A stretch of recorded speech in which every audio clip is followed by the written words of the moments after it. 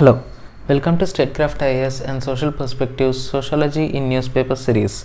In this series, we shall discuss daily news articles in sociological perspective and revise relevant sociology related UPSC mains concepts with the help of a newspaper on daily basis.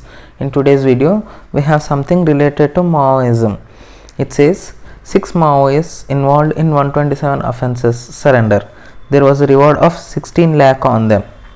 See, before going into the contents of the article, let us discuss this Maoism in our social perspective. Maoism is nothing but a revolution kind of thing. In this particular revolution, we have in our politics and society chapter. See, this revolution is nothing but going against the authorities. Against the authorities for radical shift or change in socio-political order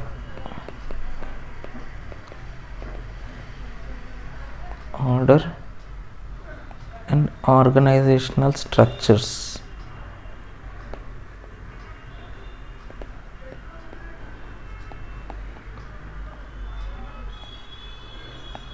Now, to discuss this revolution, we have some scholars or sociologists talking about theories of revolution. Under theories of revolution,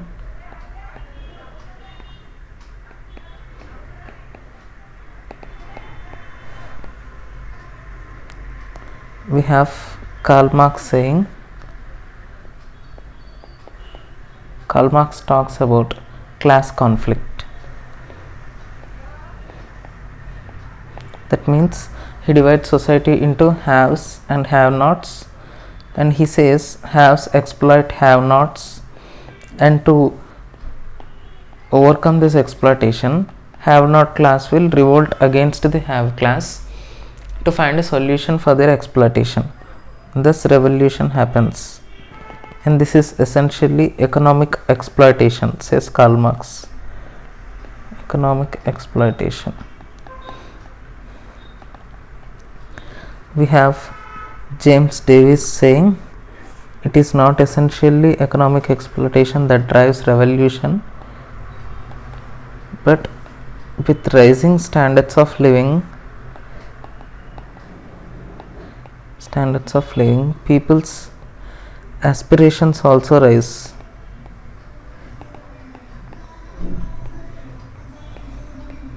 When people realize eventually that actual progress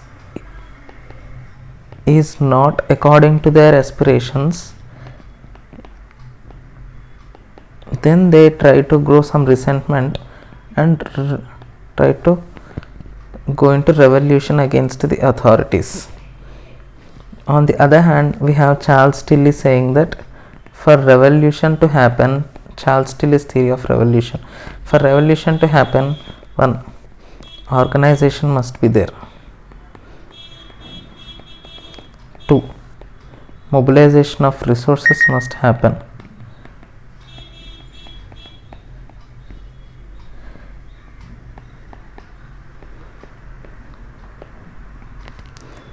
3, common interest must be found out from various groups and collaboration must happen among them.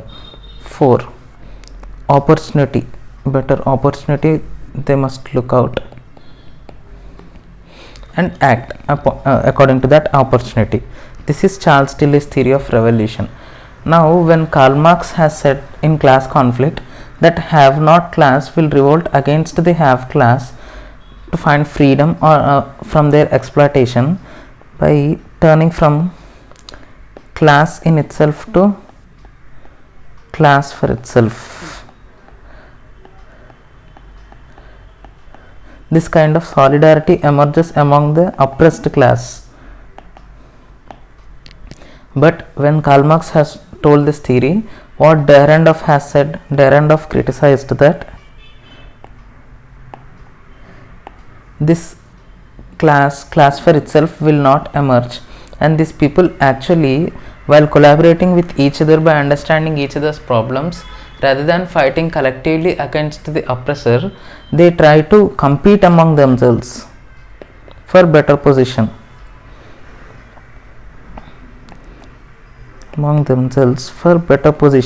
in the revolution or in the organizational structure.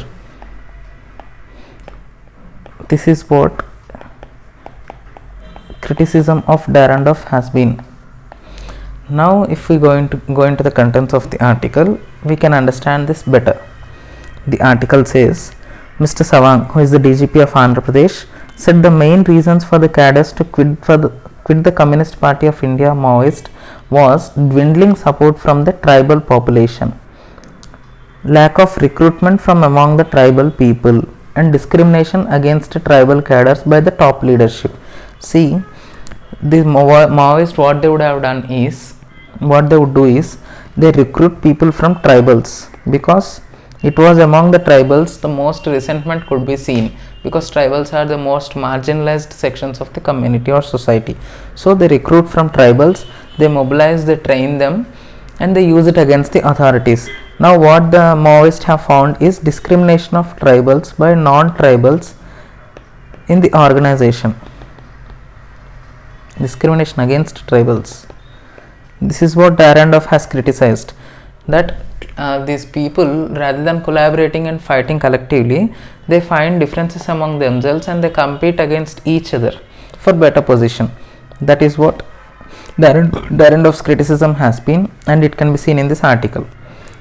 Moreover, Mr. Sawang said the Maoists were unable to sustain themselves due to lack of support from the tribal population. This is what Charles Tilly's theory has said, that is, common interest must be found out and they must act together. Here common interests are lacking and people are losing support. That means there are no one to support in common. They have no one having common interest with the Maoists. And penetration of various government schemes into tribal hamlets through the volunteer system. See, first of all, why this exploitation happens? This is economic exploitation, and why that exploitation happens? Because of marginalization of have-not class by the have class. That means underdevelopment is one of the reasons. Now if government is directly penetrating into the hamlets or marginalized sections of the society and it is implementing development schemes, then there is no point of exploitation and there is no matter of marginalization here, because government is trying for inclusion. This is what Durkheim has said. When Karl Marx said that revolution is the solution for exploitation, what Durkheim said, no, revolution is not actually the solution. There are other solutions like institutional measures through which exploitation can be ended and revolution can be prevented. See, this is what institutional measures are. Government schemes penetrating into tribal hamlets. This is one of the institutional measures, and through this we can clearly see in this particular article how the exploitation and how the subsequent revolution or tendencies for revolution have been curbed. Now here it says Maoists suffer a setback with leaders surrender. See what Charles Tilly has said in his theory of revolution, that there must be definite organization. That means there must be hierarchy of cadres. There must be definite leader to guide them, to show them path.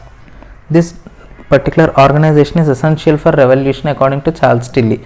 Now why here revolution is in downfall, because Maoists are suffering a setback with leader surrender. That means leader himself has surrendered, and hence there is a compromise among the organization. So one of the basic pillars of revolution according to Charles Tilly, that is organization itself, is collapsed.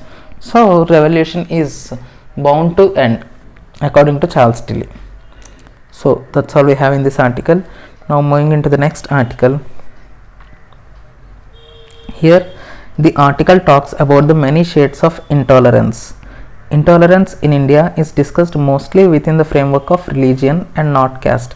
Now this particular article can be linked to caste and society in our syllabus and also religion and society.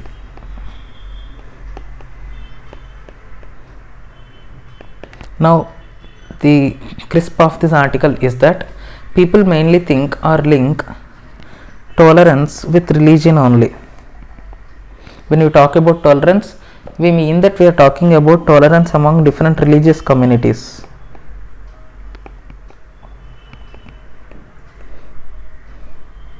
Here the author says, though the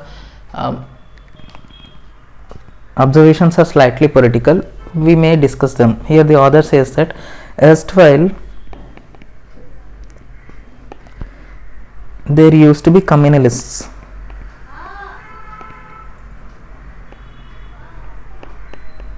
Now, under the Hindutva ideology, these communalists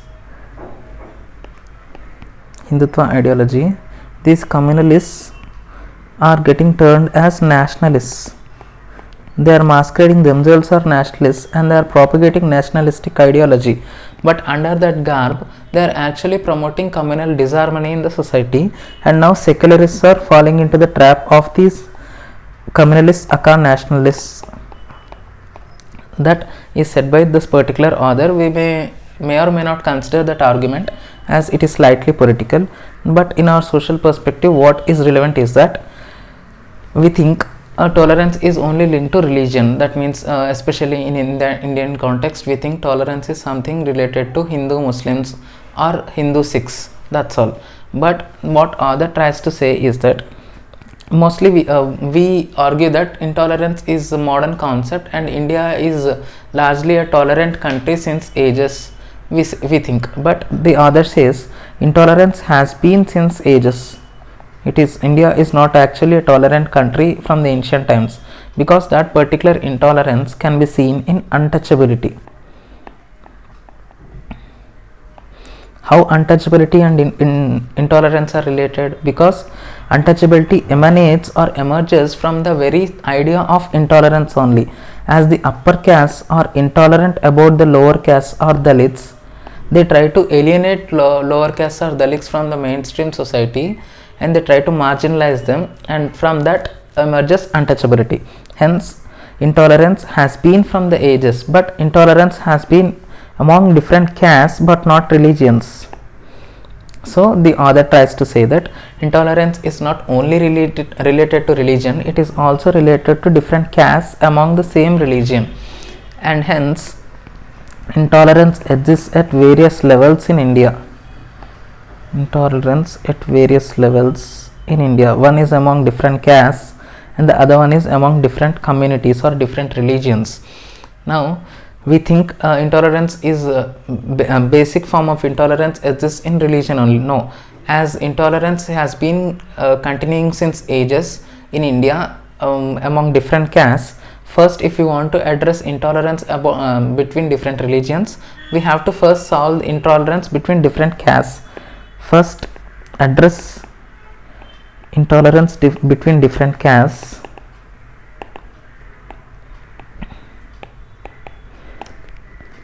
and then automatically intolerance between religions can be resolved.